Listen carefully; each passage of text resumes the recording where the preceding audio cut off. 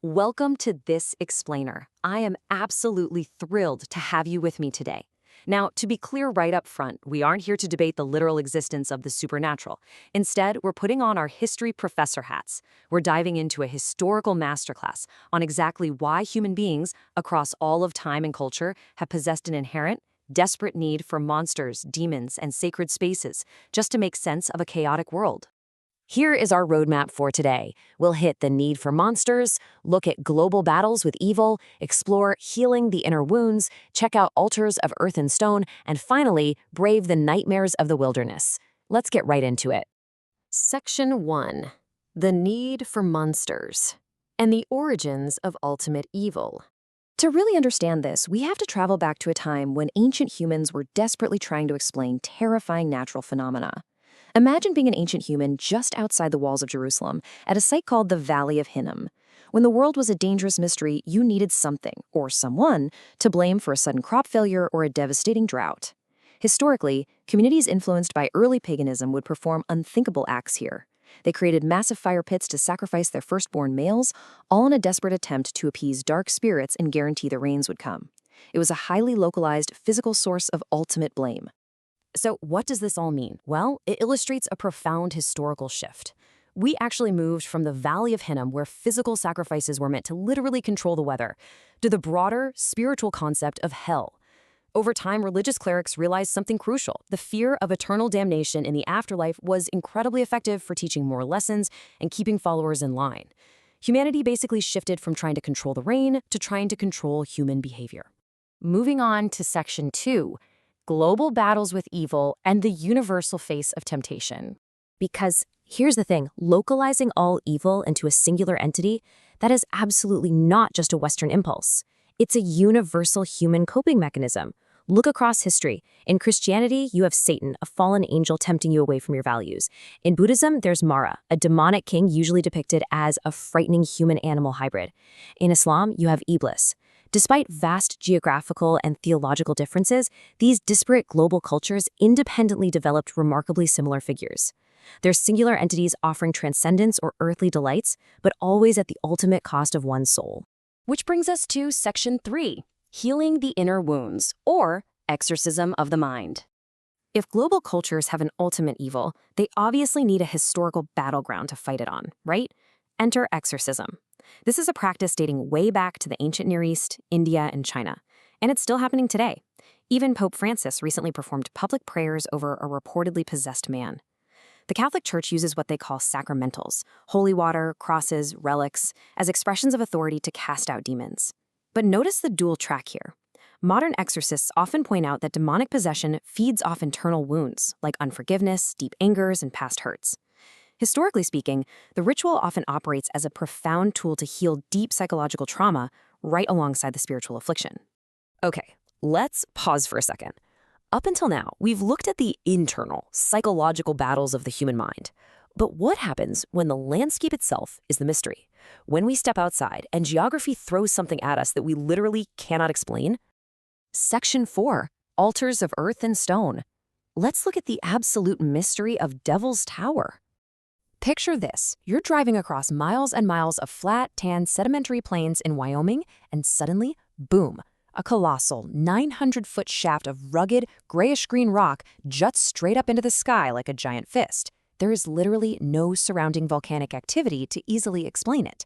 This stark, terrifying contrast to the surrounding terrain naturally led indigenous peoples to revere it as Mathotipila. To them, it wasn't just a big rock. It was an unnatural secret altar radiating positive energy, a place to communicate directly with the divine. It's actually amazing to watch how our cultural understanding of this landscape builds over time. First, it's an ancient sacred altar for indigenous worship. Then, in 1906, President Theodore Roosevelt protects it as a national monument out of pure scientific curiosity. Fast forward to the 1970s, and Steven Spielberg makes Close Encounters of the Third Kind, suddenly turning the tower into a pop culture beacon for alien abductees. After that movie, tourism skyrocketed. Visitation literally doubled. It perfectly proves our unyielding need to ascribe mystical, otherworldly attributes to anything in nature we just can't fully comprehend. Section 5, Nightmares of the Wilderness. We're leaving the plains of Wyoming for the blindingly dense, dark canopy of southern New Jersey. Long before colonists ever arrived, the Lenape tribe had a name for the million-acre woodland we now call the Pine Barrens. They called it the Place of the Dragon. It's this vast sea of trees where you can get lost in a heartbeat, surrounded by the crunching sounds of unseen animals in the dark undergrowth. It is a foreboding, terrifying stage perfectly set for human anxiety to birth a legendary monster. And wow, did they birth a monster. The Jersey Devil. If you break down its anatomy, it has the head of a horse with horns, the body of a dragon, the legs of a bird ending in hooves, giant bat wings, and a forked tail. It looks like it flew straight out of Dr. Frankenstein's lab. And this brilliantly illustrates how cultural myths are formed. We just stitched together a hodgepodge of physical anxieties, animals we already recognize and fear, to create the ultimate, unexplainable nightmare. But every good myth needs an origin story, right? Local lore dates back over 250 years to 1735. A woman known as Mother Leeds was giving birth to her unlucky 13th child. Legend says she was so exhausted she cried out, "The devil can take this one." Initially, she gives birth to a perfectly healthy boy, but then, poof, the child reportedly transforms instantly into a screeching demon, flies right up the chimney, and vanishes into the Pine Barrens. Now, you might easily dismiss that as a spooky campfire story, but what happens when highly credible sources legitimize the myth? In the early 1800s, Naval Commodore Stephen Decatur, an actual distinguished military war hero, claimed first-hand encounter. He stated he shot a literal cannonball straight through the wing of the beast, and it just kept flying. When a prominent figure of authority corroborates a local legend like that, it suddenly embeds the myth way deeper into reality. And that deep-seated belief culminated in the literal panic of 1909. On January 16th, an unprecedented avalanche of sightings began. By midweek, a trolley car in Haddon Heights was allegedly dive-bombed by the creature. The terror was so palpable that schools and businesses actually shut down in sheer mass hysteria. By the end of the week, armed posses were forming, and the Philadelphia Zoo offered a $10,000 reward.